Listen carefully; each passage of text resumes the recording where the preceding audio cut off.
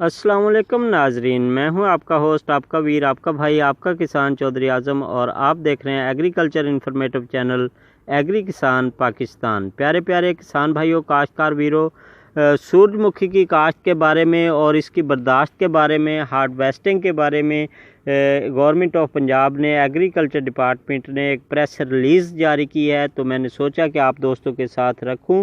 तो महकमा ज़राअत ने बहारिया सूरजमुखी की काश्त और इसकी बर्दाश्त का तरीक़ेकार और इसके मतलब जो है वो लिखा, तो मैंने सोचा कि आपसे शेयर करूं। तो फ्रेंड्स, ये हमारे मुल्क में जो तेल की ज़रूरत है, खाने का तेल जिसे हम कुकिंग ऑयल कहते हैं, उसकी बहुत अहम ज़रूरत है। उसके अलावा जानवरों के चारों में भी सूरजमुखी का छिलका वगैरह इस्तेमाल करते हैं। इस हवाले से गवर्नमेंट ऑफ पंजाब ने कहा कि कसीर ज़र मुबादला हम खर्च करके इस आयल को जो है दरामद करते हैं। हमारे मुल्क की पैदावार बहुत कम है, तो काश्तकार भाइयों को इस अपना आयल वाली जो फसलें हैं उसमें कनोला सीड है, उसमें तिल का सीड है, तिल के अलावा जी सनफ्लावर का सीड है, सूरजमुखी का।